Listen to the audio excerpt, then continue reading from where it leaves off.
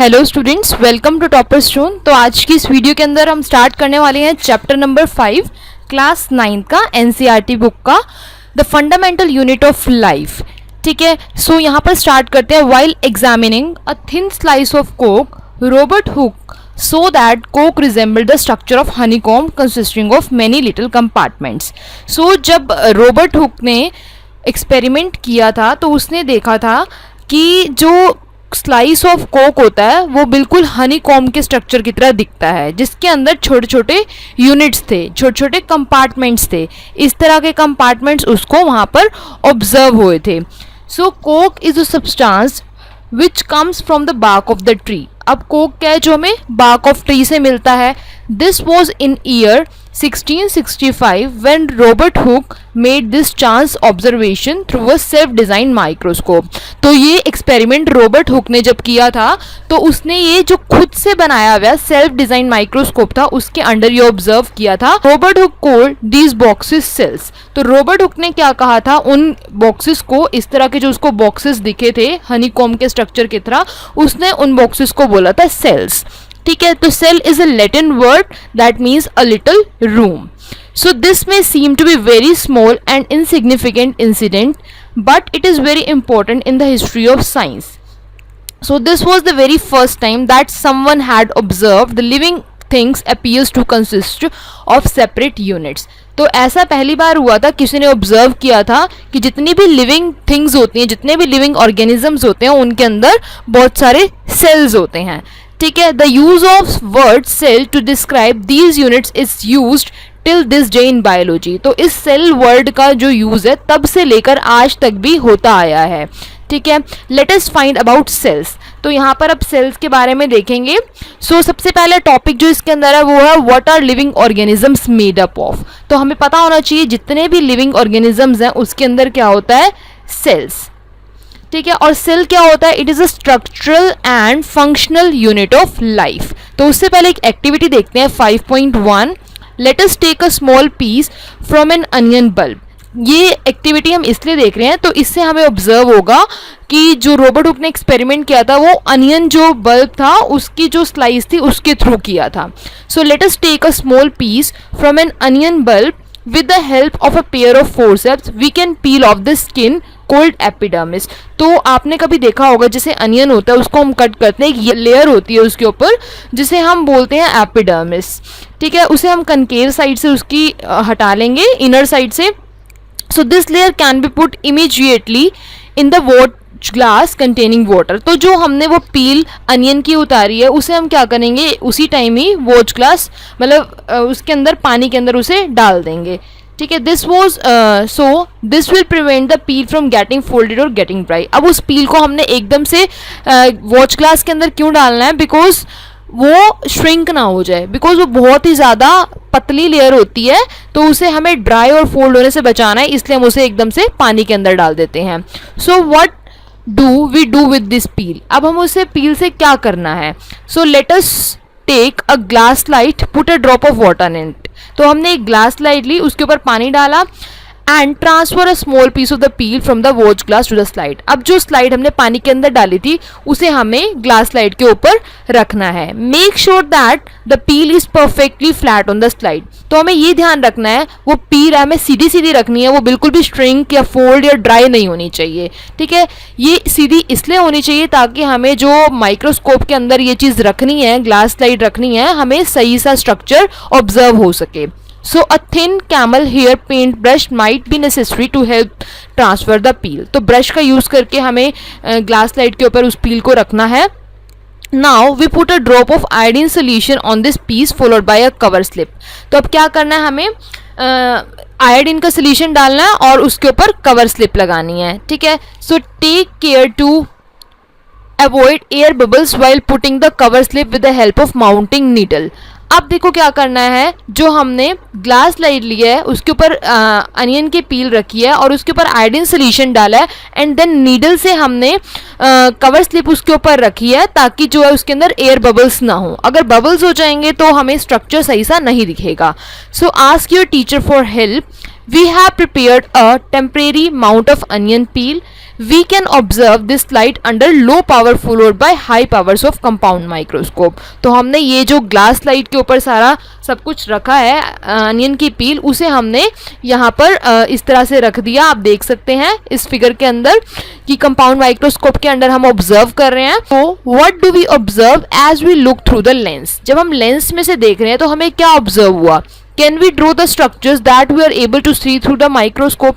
क्या जो आपको स्ट्रक्चर दिख रहा है क्या आप वो ड्रॉ कर सकते हैं same. Does it look like figure 5.2. क्या जो आपने लेंस के अंदर से देखा अपनी आईज से तो आपको इस तरह का स्ट्रक्चर दिखा. Cells of onion peel. तो हमने ये एक्सपेरिमेंट अनियन पील का किया था तो उसको इस तरह के लिटिल कंपार्टमेंट्स, इस तरह के सेल्स जो है वो ऑब्जर्व हुए थे. देखते हैं we can try preparing temporary mounts of peels of onion of different sizes.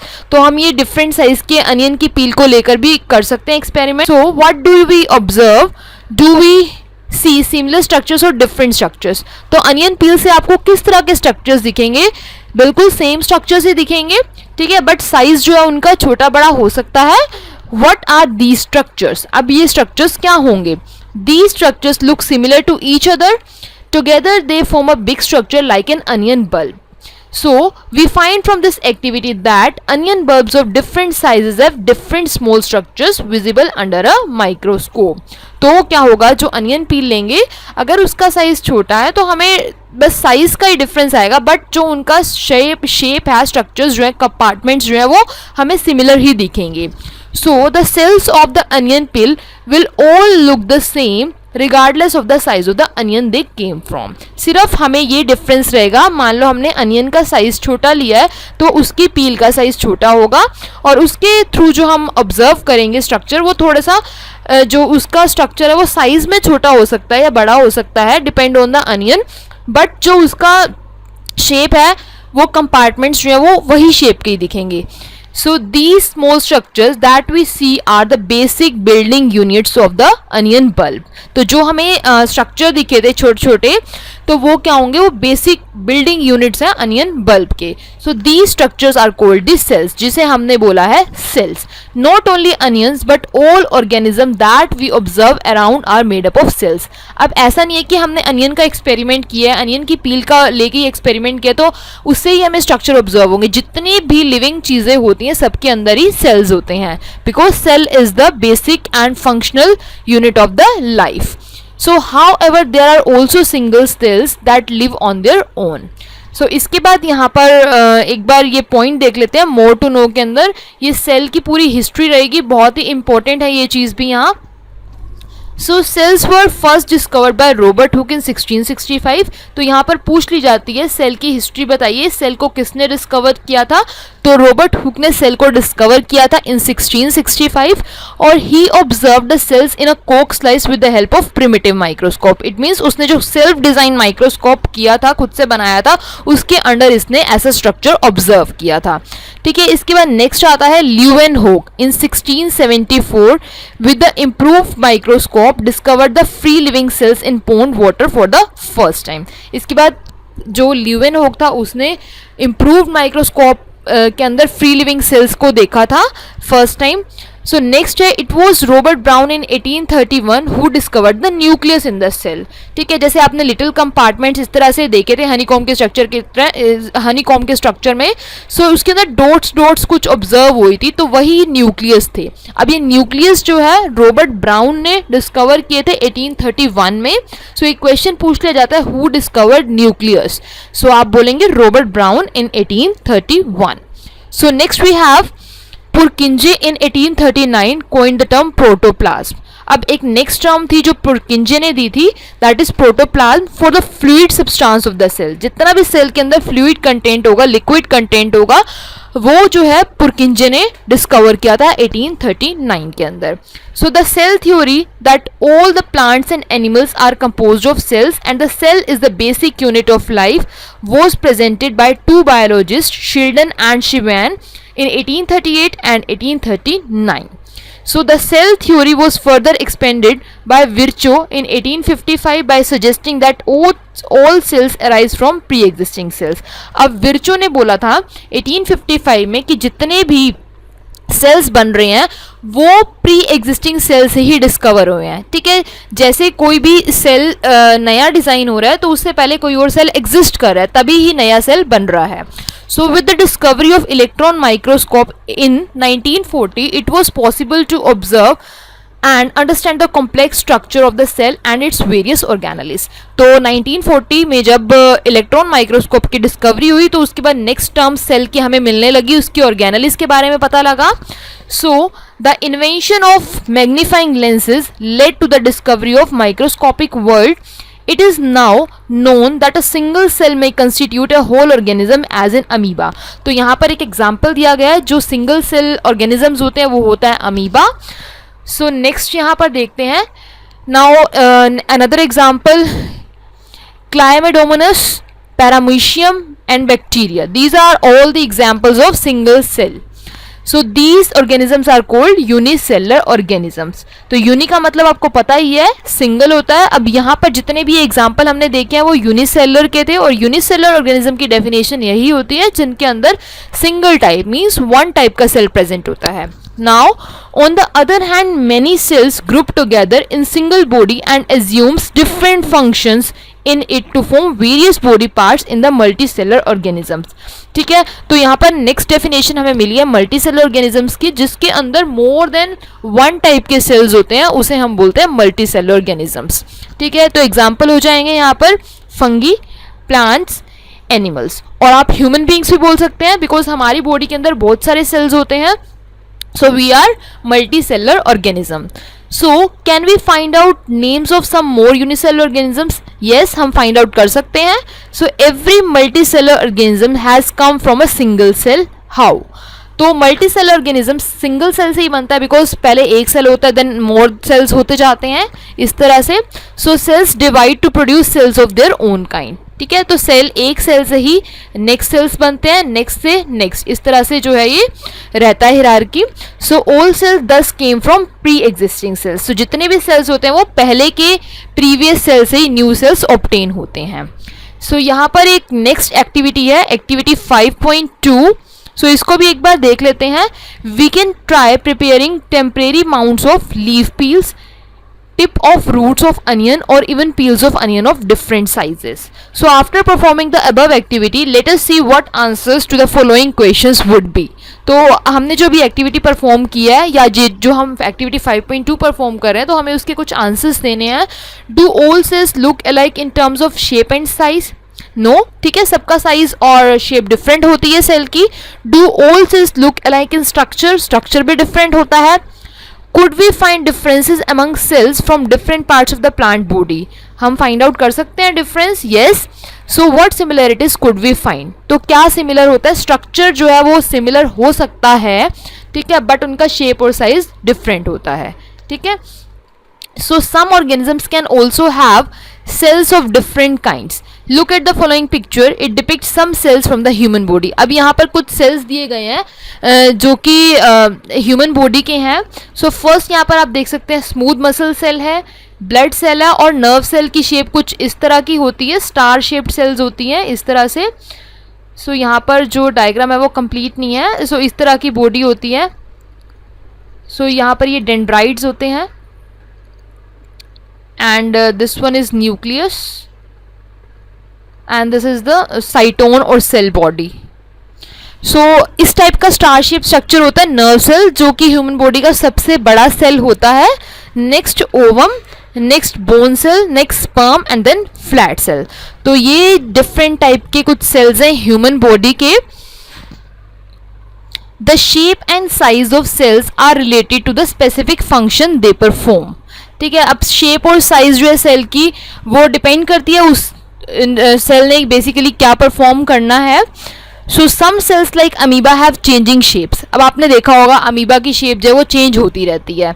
ठीक है, in some cases the cell shape could be more और लेस फिक्स्ड और peculiar for a particular type of sales.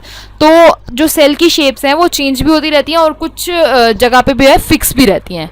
ठीक है, so for example nerve cell have a typical shape. अब आपने nerve cell देखा था, जो ह्यूमन बॉडी का सबसे बड़ा सेल था, उसकी बिल्कुल टिपिकल शेप होती है, बिल्कुल डिफरेंट शेप होती है.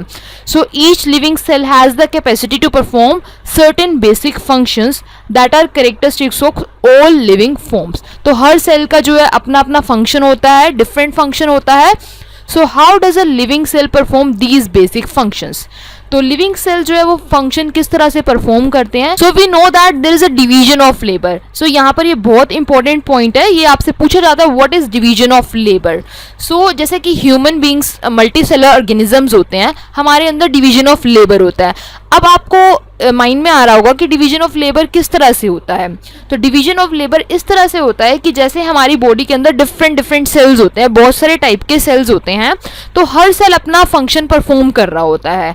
फॉर एग्जाम्पल जैसे अगर हमारा ब्रेन कुछ सोच रहा है, ठीक है, और हमारे हाथ कुछ काम कर रहे हैं और यहाँ हम देख भी रहे हैं, तो हमारी बॉडी के अंदर मल्टीपल चीज़ें एक साथ हो रही हैं. ठीक है, तो क्या होता है डिवीजन ऑफ लेबर का मतलब ये होता है कि सेल के अंदर कैपेसिटी होती है डिवाइड करने की. मतलब ह्यूमन बॉडी के अंदर कैपेसिटी होती है डिवाइड करने की कि एक टाइम पे मल्टीपल काम हम कर सकते हैं. एक टाइम पे मोर देन वन सेल का काम होना, उसे हम बोलते हैं डिवीजन ऑफ लेबर. पर बताया है कि ह्यूमन बींग्स के अंदर मल्टी सेलर जैसे मैंने अभी आपको एग्जांपल बताया है कि human beings multicellular organisms होते हैं और हमारे अंदर कैपेबिलिटी होती है कि हम एक टाइम पे मोर देन 2 काम या 2 से ज़्यादा काम कर सकते हैं. ठीक है, this means that different parts of the human body perform different function. ठीक है, इसका मतलब ये है कि ह्यूमन बॉडी के डिफरेंट पार्ट डिफरेंट डिफरेंट काम करते हैं. जैसे लेग से हम चल सकते हैं, हाथों से हम कुछ भी लिख सकते हैं या कोई भी काम कर सकते हैं, आईज से हम देख सकते हैं, ब्रेन से हम सोच सकते हैं. तो ह्यूमन बॉडी का हर पार्ट डिफरेंट फंक्शन परफॉर्म करता है. So the human body has a heart to pump blood. तो ह्यूमन बॉडी के अंदर हार्ट होता है. हार्ट से क्या होता है, ब्लड जो है सर्कुलेशन होती है. A stomach to digest food and so on. सो इस तरह की चीज़ें हमारी बॉडी के अंदर, जैसे हार्ट भी पंप कर रहा होता है ब्लड को, स्टमक भी डाइजेस्ट कर रहा होता है फूड को, एंड और भी बहुत सारी चीज़ें हो रही होती हैं. Similarly division of labour is also seen with a single cell in the many cases. अब ऐसा नहीं है कि division of labour single cell के अंदर नहीं होता, उनके अंदर भी होता है, बट डिफरेंट मैथड होता है. ठीक है, each such cell has got certain specific components within it known as cell organelles. तो जो सेल के अंदर जितने भी फंक्शंस होते हैं, अंदर सेल की ऑर्गेनेलीज होती हैं, उनका डिफरेंट डिफरेंट काम होता है. So each kind of cell organelle performs a specific function. हर सेल ऑर्गेनली अपना स्पेशल फंक्शन परफॉर्म करती है. So such as making new material in the cell, clearing up the waste material from the cell and so on. तो इस type के काम होते हैं सेल के अंदर जो सेल ऑर्गेनलीज परफॉर्म करती हैं. जैसे कि अगर वेस्ट कुछ रिमूव आउट करना है तो उसके लिए भी अलग सेल ऑर्गेनली काम करती है. ठीक है, उनके बारे में हम आगे पढ़ेंगे सेल ऑर्गेनलीज के बारे में. सो अ cell is able to live and perform all its functions because of their organelles. अब सेल जो है वो सेल ऑर्गेनेलीज के बिना काम नहीं कर सकता. सेल ऑर्गेनेलीज ही सारे बेसिक फंक्शंस परफॉर्म करने में हेल्प करती है. So these organelles together constitute the basic unit called the cell. तो जितनी भी सेल ऑर्गेनेलीज है वो मिलकर एक बेसिक यूनिट बनाती है जिसे हम बोलते हैं cell. So it is interesting that all cells are found to have the same organelles. लेकिन एक चीज़ बहुत इंटरेस्टिंग है, जितने भी सेल्स होते हैं सबके अंदर यही सेल ऑर्गेनेलीज होती हैं. ठीक है, जैसे plastids, mitochondria and lysosomes etcetera. So no matter what their function is और what organism they are found in. तो ये मैटर नहीं करता किस ऑर्गेनिज्म के अंदर वो हैं, क्या फंक्शन वो परफॉर्म करनी है, बट ऑर्गेनेलीज जो है वो हर सेल के अंदर सेम रहती हैं. सो आज की इस वीडियो के अंदर हमने देखा है कि सेल्स जो हैं लिविंग ऑर्गेनिजम्स किससे मिलकर बने होते हैं. ठीक है, तो सेल का जो इंट्रोडक्शन है, जो बेसिक है, वो हमने आज इस वीडियो के अंदर देखा है. So thank you for watching this video. अगर आपको ये वीडियो अच्छी लगी तो please like, share and comment.